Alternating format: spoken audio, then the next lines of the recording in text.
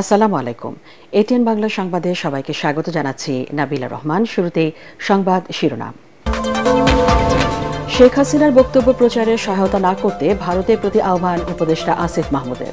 তার কার্যক্রম সমর্থন করে না মোদী সরকার, দেশটির পররাষ্ট্র সচিব।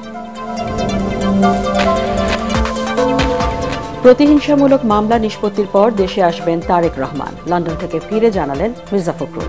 ধৈর্য ধরে নেতাকর্মীদের নির্বাচনের প্রস্তুতি নেওয়ার আহ্বান।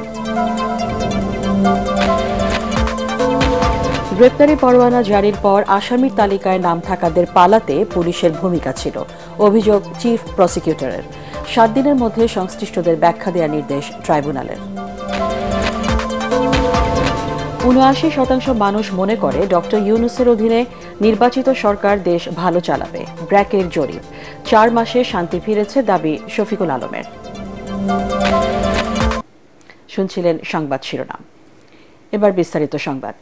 সাবেক প্রধানমন্ত্রী শেখ হাসিনা ভারত থেকে যেন কোনো রাজনৈতিক বক্তব্য দিতে না পারে সে বিষয়ে ব্যবস্থা নিতে দেশটির প্রতি আহ্বান জানিয়েছেন স্থানীয় সরকার উপদেষ্টা আসিফ মাহমুদ। তিনি বলেন, ভারতের সাথে বন্দি বিনিময় চুক্তি অনুযায়ী তাকে ফিরিয়ে দিতে হবে। আর পরিবেশ উপদেষ্টা সৈয়দা রিজওয়ানা হাসান জানান, ভারতের সাথে সম্পর্ক স্বাভাবিক করার চেষ্টা চলছে। সচিবালয়ে এসব কথা বলেন তারা। রিপোর্ট মাহবুব কবির চপলের।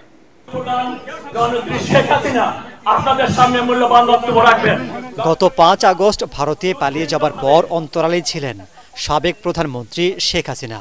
সম্প্রতি যুক্তরাষ্ট্র ও যুক্তরাজ্য আওয়ামী লীগ নেতাকর্মীদের সাথে ভার্চুয়ালি যুক্ত হয়ে অডিও বার্তা পাঠান তিনি। নিজেই একটা মাস্টারমাইন্ড খুনি, এই অন্ধকার কেটে যাবে, নতুন সূর্য উদিত হবে। বিষয়টি ভালোভাবে নিচ্ছে না অন্তর্বর্তী সরকার। শেখ হাসিনা যাতে কোনো মাধ্যমে যুক্ত হয়ে বক্তব্য দিতে না পারে সে বিষয়ে ব্যবস্থা নেওয়ার আহ্বান জানান স্থানীয় সরকার উপদেষ্টা আসিফ মাহমুদ। একজন গণহত্যাকারী ফ্যাসিস্ট, যার আসলে এই মুহূর্তে বিচার হওয়ার কথা, যার এখন কারান্তরীণ থাকার কথা, তিনি ভারতে অবস্থান করছেন এবং সেখান থেকে বিভিন্ন কর্মসূচি, বিভিন্ন বক্তব্য, বিদ্বেষমূলক বক্তব্য তিনি দিয়ে যাচ্ছেন। আমরা আশা করি যে ধরনের কোনো বিদ্বেষমূলক বক্তব্য প্রচারে ভারত তাকে বাধা দেবে এবং যথাসময়ে বাংলাদেশের সাথে ভারতের যে বন্দি বিনিময় ট্রিটি আছে সেই ট্রিটি অনুযায়ী তাকে বাংলাদেশে ফেরত দেওয়া হবে। দুদেশের সম্পর্ক খারাপ করতে ভারতের সংবাদ মাধ্যম উস্কানিমূলক বক্তব্য দিচ্ছে বলেও অভিযোগ করেন তিনি। ভারতীয় গণমাধ্যমের যেই অবস্থান বা যেই কার্যক্রম সেটাও এই পরিস্থিতিকে উস্কে দেওয়ার জন্য অনেকটাই আসলে দায়ী আমি বলবো। এবং ইভেন আমার ব্যাপারেও সেখানে বিভিন্ন ধরনের প্রোপাগান্ডা করা হয়েছে এবং বাংলাদেশের জনগণের ব্যাপারে বিভিন্ন ধরনের প্রোপাগান্ডা সেখানে হয়েছে। দুদেশের সম্পর্কের কিছুটা টানাপোড়েনের মধ্যেই বাংলাদেশ সফরে আসেন ভারতের পররাষ্ট্র সচিব বিক্রম মিস্ত্রি। দেশে ফিরে পররাষ্ট্র বিষয়ক সংসদীয় কমিটিকে তিনি জানান, ভারতে বসে শেখ হাসিনা ডক্টর ইউনূস সরকারের যে সমালোচনা করছে তাতে এক ধরনের অস্বস্তি তৈরি হয়েছে, যাতে সরকারের কোনো হাত নেই। বাংলাদেশের কোনো দল নয়, জনগণের সাথে সম্পর্ক রাখতে চায় ভারত। পরিবেশ উপদেষ্টাও জানান, প্রতিবেশী দেশের সাথে সম্পর্ক নষ্ট করতে চায় না বর্তমান সরকার। ভারতের মতন একটা বড় প্রতিবেশী দেশের সাথে ভারতও চাইবে সম্পর্ক স্বাভাবিক হোক, আমরাও চাইব সম্পর্ক স্বাভাবিক হোক। আমরা চাইব যে কোনো দল বা কোনো ব্যক্তি কেন্দ্রিক সম্পর্ক কোনো প্রতিবেশীর সাথে আমাদের না হোক। সম্পর্ক হবে ভারতের জনগণের সাথে বাংলাদেশের জনগণের। সরকারগুলো সেখানে সহায়ক ভূমিকা পালন করবে। তিনি জানান, বাংলাদেশেও ভারত বিরোধী কর্মকাণ্ডে কোনো সমর্থন দিচ্ছে না অন্তর্বর্তী সরকার। তাদের মতামত জানাতেই পারে। মাহবুব কবির চপল, এটিএন বাংলা, ঢাকা। একজন শাসকের মিথ্যা প্রতিহিংসামূলক সব মামলা আদালতের মাধ্যমে মোকাবেলার পর তারেক রহমান দেশে ফিরবেন বলে জানিয়েছেন বিএনপি মহাসচিব মির্জা ফখরুল ইসলাম আলমগীর। লন্ডন থেকে দেশে ফিরে তিনি জানান, দলের ভারপ্রাপ্ত চেয়ারম্যান তারেক রহমান নেতাকর্মীদের ধৈর্য ধরে নির্বাচনের প্রস্তুতি নেওয়ার আহ্বান জানিয়েছেন। নিরপেক্ষ নির্বাচনের মাধ্যমে গণতন্ত্রকে পুনঃ প্রতিষ্ঠা করাই বিএনপির একমাত্র লক্ষ্য। কামরুজ্জামান রাজীবের রিপোর্ট। 11 দিনের সফর শেষে বুধবার লন্ডন থেকে সস্ত্রীক দেশে পৌঁছান বিএনপি মহাসচিব মির্জা ফখরুল ইসলাম আলমগীর। হযরত শাহজালাল আন্তর্জাতিক বিমানবন্দরে গণমাধ্যমের মুখোমুখি হয়ে তিনি জানান, প্রবাসী নেতাকর্মীদের সাথে সাংগঠনিক মতবিনিময়ের মধ্য দিয়ে লন্ডন সফর ফলপ্রসূ হয়েছে। এ সময় নেতাকর্মীদের উদ্দেশ্যে তারেক রহমানের বার্তা জানাতে গিয়ে তিনি বলেন, ছাত্র জনতার বিজয়কে ফলপ্রসূ ও সার্থক করতে হলে নেতাকর্মীদের ধৈর্য ধারণ করে সবাইকে ঐক্যবদ্ধভাবে গণতন্ত্র প্রতিষ্ঠার কাজ করার আহ্বান জানিয়েছেন তারেক রহমান। সাংবাদিকদের প্রশ্নের জবাবে মির্জা ফখরুল জানান, সব রাজনৈতিক মামলা আদালতের মাধ্যমে শেষ করে দেশে ফিরবেন তারেক রহমান। এই বিজয়কে ফলপ্রসূ করতে হলে অবশ্যই সবাইকে ধৈর্য ধরে কাজ করতে হবে এবং গণতন্ত্রকে প্রতিষ্ঠা করতে হবে এবং গণতন্ত্রের যেটা প্রথম পদক্ষেপ ফটক, সেই ফটকে যে নির্বাচনের জন্য সবাইকে প্রস্তুতি নিতে হবে। এখনও বলছি যে আমরা ন্যূনতম সংস্কারগুলো করে নির্বাচন দেওয়ার জন্য, এই জন্যে যে বাংলাদেশে যে সমস্যাগুলো তৈরি হচ্ছে এই সমস্যাগুলো নির্বাচিত সরকার ছাড়া সমাধান করা বেশ চ্যালেঞ্জিং। অন্যদিকে ভারতীয় আগ্রাসন ও বাংলাদেশের বিরুদ্ধে ভারতীয় গণমাধ্যমে মিথ্যা প্রচারণার প্রতিবাদে জাতীয় প্রেস ক্লাবে এক আলোচনা সভায় বিএনপির স্থায়ী কমিটির সদস্য হাফিজউদ্দিন আহমেদ বলেন, ছাত্র জনতার গণ অভ্যুত্থানের মধ্য দিয়ে যে নতুন বাংলাদেশ প্রতিষ্ঠা হয়েছে সেখানে কারো আগ্রাসন বাংলাদেশের মানুষ মেনে নেবে না। ভারত কোনো যুদ্ধ পরিস্থিতি তৈরি করলে তারাই ক্ষতির মুখে পড়বে বলেও হুঁশিয়ার করেন তিনি। নিরস্ত্র মানুষ এত সাহসী হতে পারে এটি বাংলাদেশ ইতিহাস সৃষ্টি করেছে। সুতরাং এই ধরনের জাতির বিরুদ্ধে কোনো আগ্রাসন চালাতে হলে বারবার তাদেরকে চিন্তা করতে হবে, যত বড় শক্তি হোক। আরে ভারত তো কিছুই না, এর চাইতে আরো বড় শক্তিও যদি আসে বাংলাদেশকে কোনোদিন পদানত করতে পারবে না। এখানে সর্বোপরি এদিকে নয়াপল্টন কেন্দ্রীয় কার্যালয়ে দলের যৌথ সভা শেষে বিজয় দিবস ও বুদ্ধিজীবী দিবসের কর্মসূচি ঘোষণা করেন সিনিয়র যুগ্ম মহাসচিব রুহুল কবির রিজভী। এ সময় তিনি বলেন, জাতীয় ও আন্তর্জাতিক চক্রান্তের মধ্যে ঐক্য ধরে রেখে দ্রুত নির্বাচনের দিকে এগিয়ে যেতে হবে। বর্তমান যে অন্তর্বর্তীকালীন সরকার, তাদের পক্ষ থেকে যদি কোনো ধরনের দ্বিধান্বিত প্রশ্নবোধক শব্দ আসে তাহলে সেটা কিন্তু এই মুহূর্তে জাতির যে ঐক্য, সেই ঐক্যকে বিনষ্ট করবে। কামরুজ্জামান রাজীব, এটিএন বাংলা, ঢাকা। সার্ককে সক্রিয় করার মধ্য দিয়ে দক্ষিণ এশিয়ার দেশগুলো লাভবান হবে বলে মনে করেন প্রধান উপদেষ্টা ডক্টর মোহাম্মদ ইউনূস। এ ব্যাপারে দক্ষিণ এশিয়ার দেশগুলোকে জোরালো ভূমিকা রাখার আহ্বান জানিয়েছেন তিনি।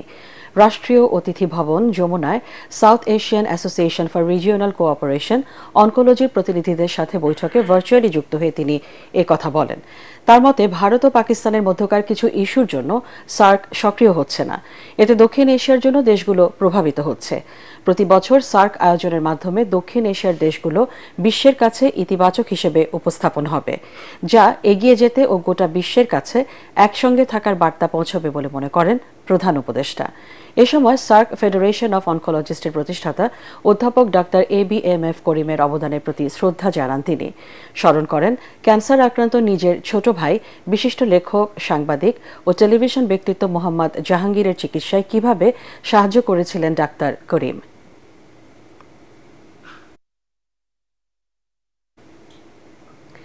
রাজনৈতিক সিদ্ধান্ত হলেই ভারত থেকে সাবেক প্রধানমন্ত্রী শেখ হাসিনাকে ফিরিয়ে আনার প্রক্রিয়া শুরু করা হবে বলে জানিয়েছেন পররাষ্ট্র সচিব জসিমউদ্দিন। পররাষ্ট্র মন্ত্রণালয়ের তিমুর লেস্তে বাংলাদেশ সফর উপলক্ষে আয়োজিত সংবাদ সম্মেলনে সাংবাদিকদের প্রশ্নের উত্তরে তিনি কথা জানান।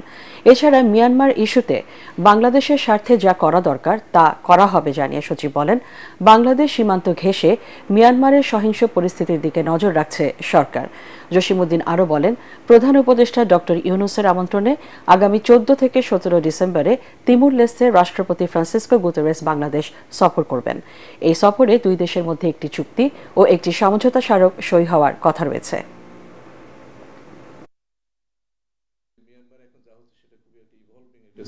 মিয়ানমার এখন যা হচ্ছে সেটা খুবই একটা ইভলভিং একটা সিচুয়েশন। আপনাকে এটা বলতে পারি যে এই সিচুয়েশন আমরা আমাদের নজর রাখছি, জাতীয় স্বার্থে যা করণীয় সেটাই করব এবং তার লক্ষ্য হবে মূলত বাংলাদেশে অবস্থানরত 1.2 মিলিয়ন যেই ফোর্সিবলি ডিসপ্লেসড মিয়ানমার ন্যাশনাল আছে তাদের প্রত্যাবাসন। দেশের ৭৯% মানুষ মনে করেন অন্তর্বর্তী সরকারের অধীনে নির্বাচিত রাজনৈতিক সরকার দেশ ভালো চালাবে, আর বর্তমান সরকারের মেয়াদ 1 বছর হওয়া উচিত বলে মত 46%। বেসরকারি সংস্থা ব্র্যাকের জরিপে এমন তথ্য উঠে এসেছে। রাজধানীর প্রেস ইনস্টিটিউটে এ নিয়ে এক আলোচনায় প্রধান উপদেষ্টার প্রেস সচিব শফিকুল আলম বলেন, 4 মাসে অশান্ত দেশকে শান্ত করেছে সরকার। দেশকে এগিয়ে নিতে এখন প্রয়োজন রাজনৈতিক সমঝোতা। রিপোর্ট আদ্দিন সজীবের। গণঅভ্যুত্থান পরবর্তী বাংলাদেশে মানুষ কি ভাবছে? জনগণের আকাঙ্ক্ষার কথা নিয়ে BRAC Institute of Governance and Development BIGDর জরিপ। এতে দেখা যায় 56% মানুষ মনে করেন অন্তর্বর্তী সরকার শক্তভাবে দেশ পরিচালনা করছে। এই সরকারের অধীনে অনুষ্ঠিত হতে যাওয়া ভোটে নির্বাচিত সরকার দেশ ভালোভাবে পরিচালনা করবে বলেও মত 79%। ভোটটা আসলে মানুষজন বহু বছর দেয় নাই বাংলাদেশে।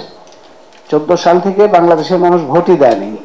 তরুণ প্রজন্ম তারা ভোট দেওয়ার প্রক্রিয়াটা বা ভোট দেওয়ার যে উৎসব বাংলাদেশে হয় সেটার সাথে একদমই পরিচিত না। সুতরাং ওইটার প্রতি আগ্রহটা, যে একটা নির্বাচিত সরকার এবং নির্বাচিত প্রতিষ্ঠান, এটার প্রতি যে আগ্রহটা, ওইটাও খুব স্বাভাবিক মনে হয়েছে। জরিপে আরো উঠে এসেছে 41% মানুষ মনে করেন ভারত ইস্যু এই সরকার দৃঢ়ভাবে সামাল দিয়েছে, আর 46% মত অন্তর্বর্তী সরকারের মেয়াদ 1 বছর হওয়া উচিত। সংস্কারের যে সময় বা মেয়াদ, এটা নিয়ে যেটা নিয়ে রাজনৈতিক সবচেয়ে বড় বিতর্ক এখন হচ্ছে, সেখানে 81% সময় দিতে চান, তার মধ্যে 3 বছর দিতে চান 38%, 9% দিতে চান 2 বছর। অভ্যুত্থানের মাধ্যমে আমরা একটা নতুন পলিটিক্যাল ফোর্স দেখেছি, সেই পলিটিক্যাল ফোর্সের একটা ফর্মালাইজেশনও দেখতে চাচ্ছি। বর্তমান সরকারের প্রধান উপদেষ্টার প্রেস সচিব শফিকুল আলম বলেন, এক কঠিন পরিস্থিতির মধ্যে অন্তর্বর্তী সরকার দায়িত্ব নিলেও পরিস্থিতি এখন নিয়ন্ত্রণে।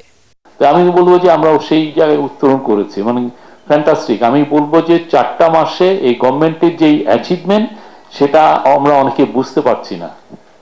খুবই একটা অশান্ত একটা দেশকে শান্তভাবে নিয়ে এসে একটা, যেটা খুব জরুরি ডিবেট হওয়া উচিত, আমরা কি ধরনের পলিটিক্যাল সেটেলমেন্ট চাই, কি ধরনের বাংলাদেশটা চাই, সেই ডিবেটের জায়গায় আমরা ফ্যাসিলিটেটর, আমরা মানে ইম্পোজ করছি না কিছু। সেই জায়গাটায় প্রফেসর ইউনূস নিয়ে দিয়েছেন যাতে আমরা সবাই পার্টিসিপেট করতে পারি। আর পলিটিক্যাল ল্যান্ডস্কেপ যেটা দেখলাম, আমি মনে করি যে এটা হুইচ ইজ ট্রু।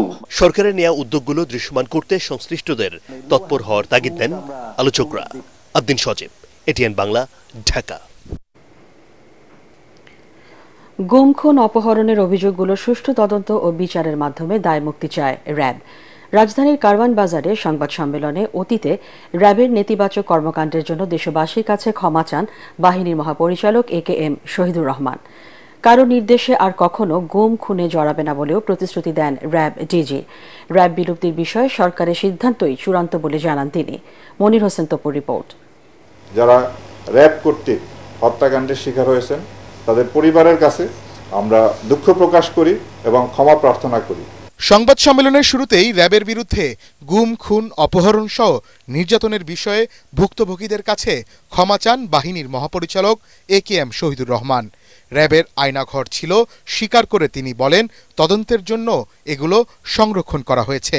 সুষ্ঠু নিরপেক্ষ তদন্তের মাধ্যমে আমাদের বিরুদ্ধে যে অভিযোগ আছে তার সুষ্ঠু তদন্ত হবে এবং এর বিচার হবে, এবং এইভাবেই আমাদের দায়মুক্তি সম্ভব। র্যাবে যে আয়নাঘরের যে বিষয়টা এসেছে সেটা আপনার এটা তো ছিল, আছে, এবং কমিশন আমাদেরকে নির্দেশ দিয়েছেন যে যা অবস্থায় আছে ওই অবস্থায় রাখার জন্য, কোথাও এখন কোনো রকম যেন কোনো পরিবর্তন না করা হয়। অ্যাকর্ডিংলি আমরা ঠিক ওইভাবেই রেখেছি যা যেভাবে ছিল অতীতে। দেশের আইন শৃঙ্খলা পরিস্থিতি কিছুটা উন্নতি হয়েছে, তবে জনগণের প্রত্যাশা অনুযায়ী হয়নি বলে স্বীকার করেন র্যাব মহাপরিচালক। জুলাই আগস্টে ছাত্র জনতার উপর হেলিকপ্টার থেকে র্যাব গুলি করেছে কিনা তা অনুসন্ধানের মাধ্যমে বের হয়ে আসবে বলেও জানান তিনি। ভিডিও ফুটেজ দেখে আপনার একজনকে আমরা দেখেছি যে 2 হাতে 2টা পিস্তল নিয়ে যে গুলি করতেছিল পাবনায়, তাকে গ্রেপ্তার করেছি। যাত্রাবাড়ি এলাকায় লিটন নামে একজন ছিলেন, তাকেও আমরা গ্রেপ্তার করেছি, এবং এই পর্যন্ত সর্বমোট 30 জনকে আমরা গ্রেপ্তার করেছি। আমি যতদিন এই দায়িত্ব পালন করব বা আমার অফিসার যারা আছেন, র্যাব কখনো কারো নির্দেশে ভবিষ্যতে এই ধরনের অপরাধ, যে গুম করা, খুন করা, এটা হলো ফৌজদারি অপরাধ, এই অপরাধে কখনোই আর জড়িত হবে না, এই নিশ্চয়তা আমরা দিচ্ছি। র্যাবের জন্য পৃথক আইনের বিষয়ে প্রস্তাব রাখা হবে বলেও জানান তিনি। র্যাবের জন্য যাতে একটি আইন প্রণয়ন করা যায়, র্যাবের কোনো আপনার নির্দিষ্ট আইন নেই, আর্ম পুলিশ ব্যাটালিয়ন আইন সংশোধন করে র্যাব বাহিনী গঠন করা হয়েছে। গেল 4 মাসে বিভিন্ন ঘটনায় ডাকাতি, ছিনতাই, চাঁদাবাজির সাথে সম্পৃক্ততা পাওয়ায় 16 জন র্যাব সদস্যের বিরুদ্ধে ব্যবস্থা নেওয়া হয়েছে। মনির হোসেন তপু, ATN বাংলা, ঢাকা। 14 ডিসেম্বর শহীদ বুদ্ধিজীবী দিবস, 16 ডিসেম্বর মহান বিজয় দিবস, 25 ডিসেম্বর শুভ বড়দিন ও 31 ডিসেম্বর 31st নাইটকে ঘিরে কোনো নিরাপত্তা হুমকি নেই বলে জানিয়েছেন ঢাকা মহানগর police commissioner Sheikh Sajjad Ali. Dhaka reporters ইউনিটিতে অপরাধ বিষয়ক সাংবাদিকদের সংগঠন ক্র্যাবের শিক্ষাবৃত্তি ও ক্রীড়া পুরস্কার বিতরণী অনুষ্ঠানে তিনি বলেন, ডিএমপির নতুন উদ্যমে নগরবাসীকে সেবা দিতে বদ্ধপরিকর।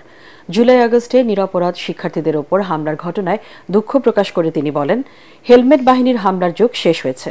অতীতে সাংবাদিকদের ওপর পুলিশের হামলা ও নির্যাতনের ঘটনা তদন্তের আশ্বাস দেন ডিএমপি কমিশনার। 16 ডিসেম্বর, 25 ডিসেম্বর এবং ইংরেজি নববর্ষকে কেন্দ্র করে ঢাকাবাসীর জমায়েত হবে। এই সকল জমায়েত আনন্দের সাথে এবং নিরাপদভাবে ওনারা উপস্থিত হয়ে এই দিনগুলি উদযাপন করবে। এই সকল অনুষ্ঠানের জন্য নিরাপত্তার কোনো ঘাটতি নেই এবং কোনো আশঙ্কা নেই বলে আমি মনে করি। ব্যবসা সম্প্রসারণে তথ্য প্রযুক্তির ব্যবহার বাড়ালে 43% খরচ কমিয়ে আনা সম্ভব বলে মনে করেন বিশেষজ্ঞরা। তাদের মতে, আমদানি রপ্তানিতে কাস্টমস, ব্যাংক ও ব্যবসায়ীদের মধ্যে কৌশলগত সমন্বয় প্রয়োজন। এ সময় বাংলাদেশ ব্যাংকের ডেপুটি গভর্নর নুরুল নাহার বলেন, ব্যবসায়ীরা যাতে কোনো ধরনের প্রতিবন্ধকতায় না পড়ে সেজন্য কেন্দ্রীয় ব্যাংক সব ধরনের পদক্ষেপ নেবে। রাজধানীর মিরপুরে বিআইবিএম আয়োজিত ব্যাংকিং খাতে ব্যবসায়িক ইকোসিস্টেম নিয়ে সেমিনারে এসব কথা বলেন তারা। শরফুল আলমের রিপোর্ট।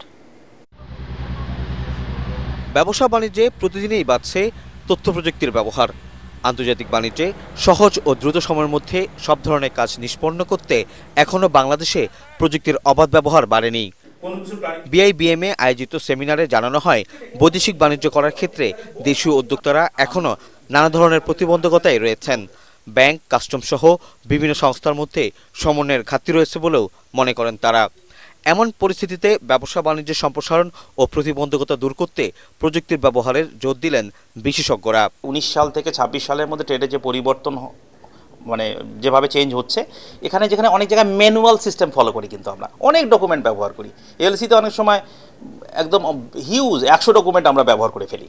তো এই যে ডকুমেন্টগুলো আমরা ব্যবহার করে ফেলি, সেই ডকুমেন্টগুলো ম্যানুয়ালি না হয়ে যখন অটোমেটেড সিস্টেমের মধ্যে আসবে, স্পিডটা কমবে। আমাদের মতো দেশের কন্টেক্সটে চিন্তা করি, 43% আমি মনে করি সেটা তার থেকে ইভেন হায়ার হবে, কারণ ওরা তো একটা টেকনোলজি ইউজের একটা লেভেলে আছে, সেখান থেকে উপরে যাবে। আর আমরা কিন্তু তার নিচের লেভেলে আছি, আরও অনেক উপরে যাব। ডেভেলপ কান্ট্রিগুলো ট্রেডে খেয়াল করেন টেকনোলজি 43% খরচ কমাবে। আমি কিন্তু মনে করি ডেভেলপিং কান্ট্রির জন্য এই খরচ আরও বেশি কমবে। ব্যাংকাররা বলেন, অনেক ব্যবসায়ী কর ফাঁকি ও অর্থ পাচারের উদ্দেশ্যে সঠিক তথ্য দেন না। এসএমই সহ অনেক ব্যবসায় প্রযুক্তি ব্যবহার আরও বাড়ানোর পরামর্শ দিয়েছেন তারা।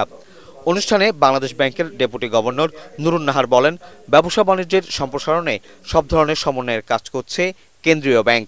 মাস্টার সার্কুলার নতুন করে যেগুলো করব, ক্রেডিট গ্যারান্টি যে সার্কুলার করব, ক্রেডিট গ্যারান্টির উপরে তাদেরকে এসএমইদেরকে ইনক্লুড করার জন্য যেগুলো করব, আমরা স্টেক হোল্ডারদের সাথে আলাপ আলোচনা করব। পরীক্ষা নিরীক্ষা করে আমাদের পক্ষে যেটা করণীয় সেটা আমরা করব। বড় বড় শিল্প প্রতিষ্ঠানের মতো এসএমই প্রতিষ্ঠানগুলোকেও সহযোগিতা করলে এ খাত ঘুরে দাঁড়াবে বলেও মনে করেন ব্যাংকাররা। কুটির ও ক্ষুদ্র শিল্পের উন্নয়নে, পণ্য রপ্তানির ক্ষেত্রে তাদের আরও সহযোগিতারও তাগিদ দিয়েছেন তারা। শরফুল আলম, এটিএন বাংলা, ঢাকা। ৭১-এর রণাঙ্গনে মুক্তিযোদ্ধাদের উজ্জীবিত করতে ব্যতিক্রমী ভূমিকা ছিল সংস্কৃতি কর্মীদের। মাঠে ঘাটে, যুদ্ধের ময়দানে গান পরিবেশন ও সংগ্রামী কবিতা আবৃত্তি করে যোদ্ধাদের মনোবল ধরে রাখাই ছিল তাদের মূল লক্ষ্য। অনেক শিল্পী রেডিও, টিভিতে যাওয়া বন্ধ করে যোগ দেন যুদ্ধে। কেউ কলকাতায় গিয়ে গান গেয়ে করেছেন তহবিল সংগ্রহ। সেই যোদ্ধা শিল্পীদের একজন শাহিন সামাদের মুক্তিযুদ্ধের স্মৃতি ও চাওয়া নিয়ে ইমদাদুল্লাহ বাবুর রিপোর্ট।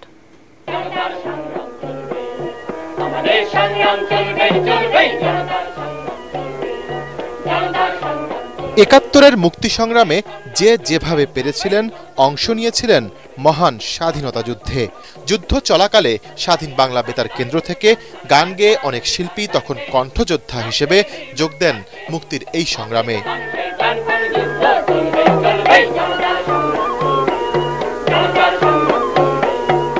সে সময় বাংলাদেশ মুক্তি সংগ্রামী শিল্পী সংস্থায় যোগ দিয়ে সহযোদ্ধাদের সাথে গান গাইতে মাকে না জানিয়ে মাত্র ১৯ বছর বয়সে বাসা ছেড়ে কলকাতায় চলে যান শিল্পী শাহিন সামাদ। এক কাপড়ে গেছি, বোরখা পরা, সবাইকে নামায়া বুঝছো সমস্ত লন্ড ভন্ড সুটকেস খুলে টুলে সব দেখতেছে যে মুক্তিযোদ্ধাদের কিছু পাস করছে কিনা। জিটি রোডে যখন উঠলাম, দূরের থেকে একটা আর্মির গাড়ি আসতেছে, পাকিস্তান আর্মির। বিশ্বাস করো আমার এখনো ভয় লাগে। ঠিক আমাদের সামনে এসে দাঁড়াইছে, আমার ঘুমটাটা উঠাবে, পাশের ছিল লোকটা বলল ছোড় দো জানে দো ছোড় দো, নাও ছাড়তে পারতো, আমাকে ধরে নিয়েও যেতে পারতো। কলকাতায় তিনি সহ তাঁর সহযোদ্ধাদের কাজ ছিল বিভিন্ন অঞ্চলে ঘুরে দেশাত্মবোধক, কখনো বা গণসঙ্গীত গেয়ে অর্থ সংগ্রহ করা। কাজটা ছিল আমার পুরো, কিন্তু আমরা পশ্চিমবঙ্গ কভার করছি। আমরা যেসব পয়সা পেতাম ওইটা কিন্তু তোমার চাল ডাল তেল নুন মুড়ি, তারপরে তোমার চিড়া, হ্যাঁ বিস্কিট টিস্কিট এগুলা, আর তার সাথে অনেক তোমার শাড়ি কাপড় যা যা দরকার হয় খাবারের, রয়েছে তোমার হাড়ি পাতিল, এগুলা বুঝাই করে চলে যেত বিভিন্ন ক্যাম্পে ক্যাম্পে। তিনি বলছেন, মুক্তির সেই যুদ্ধ কোনো একক দলের বা ব্যক্তির নয়, মহান মুক্তিযুদ্ধ ছিল আপামর বাঙালির। এক একজন এক এক মত দিলে হবে না, এগুলো তো নেগেটিভ। আমাদের বললাম না খুব কাদাক ছোড়াছুরি, সবাই সেই সময় মুক্তিযুদ্ধ করছে। আমার আসলে দুঃখ লাগে, আমরা দেশটা চাচ্ছি, মানে ধরো এই যে সবাই মমত্ববোধ থাকবে, দেশের প্রতি ভালোবাসা থাকবে, এরকম আমি ইয়ে দেখি না।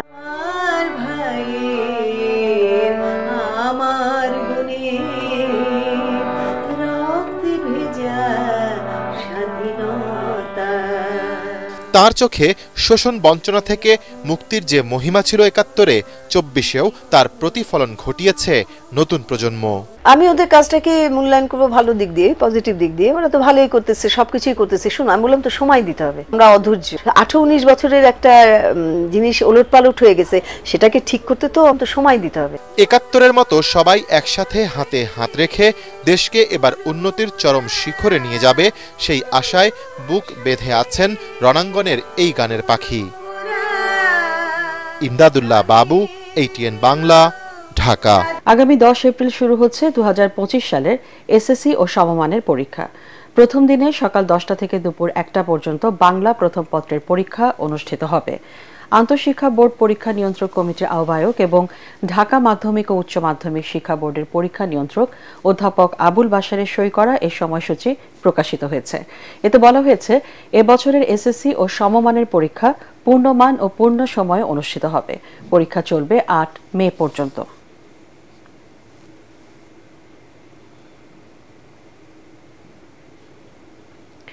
5 আগস্টের পর ঢাকা শহরে যানজট বেড়ে যাওয়ার নেপথ্যে পতিত আওয়ামী সরকারের কারসাজি আছে কিনা তা খতিয়ে দেখার দাবি জানিয়েছেন গণ অধিকার পরিষদের সভাপতি ও ডাকসুর সাবেক ভিপি নুরুল হক নূর। বলেন, তিলোত্তমা নগরী গড়ার অঙ্গীকার করে ঢাকাকে বিষাক্ত শহরে পরিণত করেছে সাবেক মেয়ররা।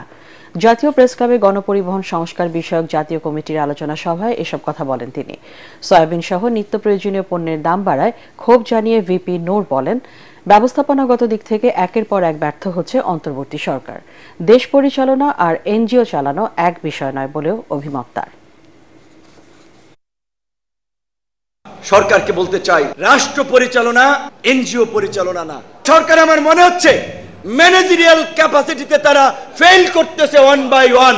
যেভাবেই হোক এই সরকারকে সফল করতে হবে, জনগণের আকাঙ্ক্ষা এই সরকারকে দিয়ে পূরণ করতে হবে। নির্বাচনের জন্য খাওয়া দাওয়ার জন্য চাপাচাপি করা বন্ধ করতে হবে। ব্যবসায়ীদের নয় বরং জনগণের প্রতিনিধি হিসেবে কাজ করতে চান বাণিজ্য উপদেষ্টা শেখ বশির উদ্দিন। তিনি জানান, পাটের অবৈধ মজুদ ঠেকাতে কাজ করছে সরকার।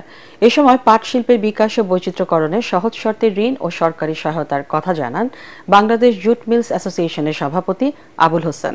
তরিক ইসলামের রিপোর্ট। দেশের সোনালী আঁশ ও পাট পণ্যের চাহিদা থাকলেও নানা জটিলতায় দিন দিন ধ্বংসের মুখে এই শিল্প। এমন বাস্তবতায় রাজধানীর ফার্মগেটে অনুষ্ঠিত হচ্ছে বহুমুখী পাট পণ্য মেলা। অনুষ্ঠানে যোগ দিয়ে সম্ভাবনাময় এ খাতের সরকারের নানা অসহযোগিতার কথা তুলে ধরেন ব্যবসায়ী প্রতিনিধিরা। উৎপাদন বাড়াতে হবে, যেখানে অর্ধেক উৎপাদন বাংলাদেশে হয় না। কেন আমরা পিছিয়ে আছি? আমরা সক্ষমতা কিন্তু অনেক, আমরা করতে পারছি না। 20 থেকে 28 ব্যাট ট্যাক্স আমাদের পাটের উপরে চাপানো হয়েছে। দেখুন আমাদের এখনো 15% ইন্টারেস্ট পাটের উপরে, আমরা এককালে 22% দিয়েছি। মেলার উদ্বোধনী অনুষ্ঠানে প্রধান অতিথি হিসেবে বাণিজ্য উপদেষ্টা জানান, এই শিল্পের বিকাশে বাড়াতে হবে প্রাতিষ্ঠানিক সক্ষমতা। তুলে ধরেন পাট পণ্যের মান উন্নয়নের গুরুত্ব। ন্যায় ভিত্তিক একটা রাষ্ট্র চাই আমরা, এমন ন্যায় ভিত্তিক চাই যে যারা আমাদের রাজনৈতিক নেতৃত্ব যারা আমাদেরকে ক্ষমতায় আসবেন তারা যেন দায়বদ্ধ থাকেন। কারণ আমাদের প্রতিষ্ঠানগুলো যদি সঠিক থাকে তাহলে আমাদের রাজনৈতিক নেতৃত্ব দায়বদ্ধ থাকতে বাধ্য থাকবেন। অ্যাটলিস্ট প্রতিষ্ঠান ধ্বংস করতে সময় লাগে। এ সময় পাটের অবৈধ মজুদ নিয়ন্ত্রণে সরকার কাজ করছে বলেও জানান তিনি। কাঁচা পাট রপ্তানি মাত্র 25% হয়তো বাংলাদেশ থেকে হয়। আমরা যদি এটাকে সংকীর্ণ করার চেষ্টা করি তাহলে কৃষকের কাছে পয়সা যাওয়াটা কমে যাবে। আমার কৃষকও তো আমি তো কৃষকেরও প্রতিনিধি, আমি তো কোনো রকমে চাই না যে ও ক্ষতিগ্রস্ত হোক, বাট এর মানে না যে অনৈতিক মজুতদাররা উপকৃত হোক। আমি অনৈতিক মজুতদারদেরকে আটকাতে চাই। আগামী 17 ডিসেম্বর পর্যন্ত প্রতিদিন সকাল 10টা থেকে রাত 8টা পর্যন্ত চলবে বহুমুখী পাট পণ্য মেলা। তরিক ইসলাম, এটিএন বাংলা, ঢাকা। আল আরাফা ইসলামী ব্যাংক অর্থ সংবাদ।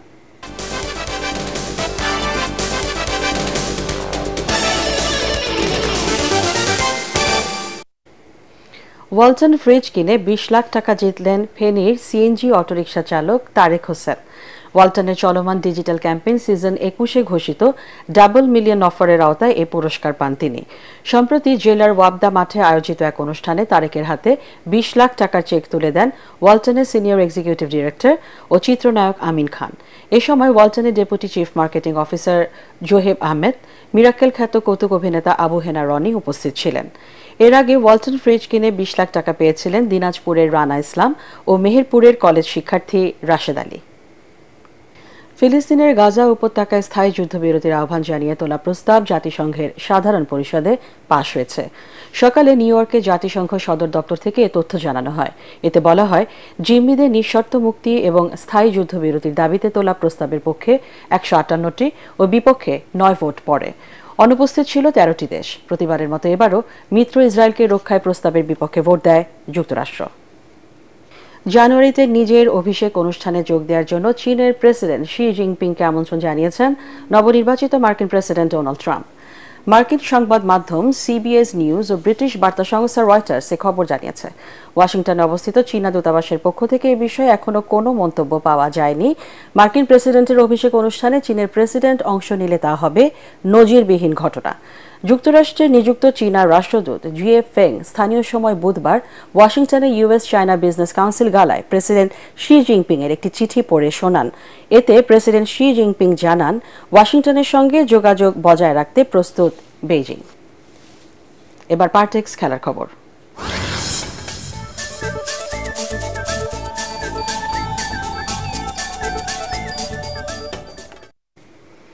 প্রথম ম্যাচে ভালো করতে না পারলেও দ্বিতীয় ম্যাচে 33 বলে 65 করলেন তামিম ইকবাল। তাতে এনসিএল টি20 টুর্নামেন্ট তার দল চট্টগ্রাম বিভাগ 12 রানে হারিয়েছে সিলেটকে। প্রথমে ব্যাট করে ম্যাচ সেরা তামিম ইকবালের 33 বলে 65 রানের সুবাদে 9 উইকেটে 145 রান তোলে চট্টগ্রাম বিভাগ। টি20 ক্রিকেটে এটি তামিমের 50তম 50। জবাবে নাইম হাসান ও হাসান মুরাদের নিয়ন্ত্রিত বোলিংয়ে 133 রানে অল আউট হয় সিলেট বিভাগ। নাইম ও হাসান 3টি করে উইকেট তুলে নিয়ে সিলেটের ধস নামান। অন্য ম্যাচে ঢাকা মেট্রো 8 রানে রাজশাহীকে, খুলনা 1 রানে বরিশালকে এবং রংপুর 21 রানে ঢাকা বিভাগকে পরাজিত করেছে। ক্রিকেট মোদীদের মধ্যে আকর্ষণ বাড়াতে সর্বসাধারণের জন্য আইসিসি চ্যাম্পিয়ন্স ট্রফি এখন প্রদর্শিত হচ্ছে বসুন্ধরা সিটি শপিং মলে। বেলা 11টায় অস্থায়ী মঞ্চে দর্শকদের জন্য ট্রফি উন্মুক্ত করে দেওয়া হয়। রাত 8টা পর্যন্ত চলবে প্রদর্শনী, আরও জানাচ্ছেন পরাগ আরমান। আইসিসি চ্যাম্পিয়ন্স ট্রফির খেলা আগামী 19 ফেব্রুয়ারি থেকে পাকিস্তানে শুরু হওয়ার কথা। টুর্নামেন্টকে সামনে রেখে দুবাইয়ের ডিপি ওয়ার্ল্ডের সৌজন্যে বিশ্ব ভ্রমণ শুরু করেছে ট্রফিটি। ক্রিকেট প্রেমীদের মধ্যে খেলার আকর্ষণ বাড়াতেই এমনটা করা। কক্সবাজার সমুদ্র সৈকত ভ্রমণ শেষে রাজধানীর বসুন্ধরা শপিং মলে প্রদর্শিত হচ্ছে আইসিসি চ্যাম্পিয়ন্স ট্রফি। ট্রফিটি এক নজর দেখার জন্য দর্শকের কমতি নেই। আইসিসি ট্রফি দেখে খুব আনন্দিত। যদি বাংলাদেশ জিতে তাহলে আরো ভালো লাগবে, আর ছবি তুলে আমাকে অনেক ভালো লাগছে। আমরা চাই যে এর পরবর্তীতে যতগুলো টুর্নামেন্ট আইসিসি ইভেন্ট অনুষ্ঠিত হবে প্রত্যেকটা টুর্নামেন্টের ট্রফি যেন বাংলাদেশে। শুধু ট্রফি দেখা কিংবা তার সাথে ছবি তোলাই নয়, এই সময় দর্শক বিনোদনের জন্য বিভিন্ন খেলার আয়োজন করা হয়। সেই খেলায় জয়ের পর দেয়া হয় আকর্ষণীয় পুরস্কার।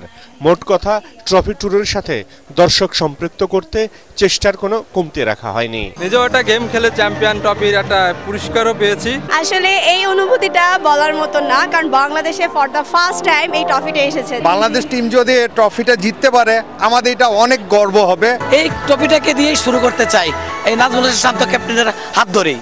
আইসিসি চ্যাম্পিয়ন্স ট্রফির বিশ্ব ভ্রমণ শুরু হয়েছিল গত 16 নভেম্বর পাকিস্তান থেকে। আফগানিস্তান ঘুরে বাংলাদেশে এসেছে 10 ডিসেম্বর। কক্সবাজার সমুদ্র সৈকত ভ্রমণ শেষে নিয়ে আসা হয় বসুন্ধরা শপিং মলে। শুক্রবার মিরপুর শেরেবাংলা স্টেডিয়ামে প্রদর্শন শেষে সন্ধ্যায় দক্ষিণ আফ্রিকার উদ্দেশ্যে ঢাকা ছাড়বে আইসিসি চ্যাম্পিয়ন্স ট্রফি। পরাগ আমান, এটিএন বাংলা, ঢাকা। 2034 বিশ্বকাপ আয়োজনে সৌদি আরবের বিপক্ষে কোনো দেশ বিড না করায় আয়োজক হিসেবে অনেকটাই নিশ্চিত ছিল মধ্যপ্রাচ্যের দেশটি। কিন্তু কাতারের মতো সৌদি আরবের বিরুদ্ধেও মানবাধিকার লঙ্ঘনের অভিযোগ উঠতে থাকে, তৈরি হয় বিতর্ক। তবে গতরাতে অনলাইন কংগ্রেসে সৌদি আরবকেই 2034 বিশ্বকাপের আয়োজক হিসেবে ঘোষণা দিয়েছে ফিফা। 23টি স্টেডিয়াম হবে বিশ্বকাপের ম্যাচগুলো। এর আগে 2030 বিশ্বকাপ আয়োজকের নামও ঘোষণা করেন ফিফা সভাপতি জিয়ান্নি ইনফান্তিনো। 3 মহাদেশের 6 দেশে হবে শতবর্ষ বিশ্বকাপ। দেশগুলো হলো ইউরোপের পর্তুগাল ও স্পেন, আফ্রিকার মরক্কো আর দক্ষিণ আমেরিকার 3 প্রতিবেশী উরুগুয়ে, আর্জেন্টিনা ও প্যারাগুয়ে।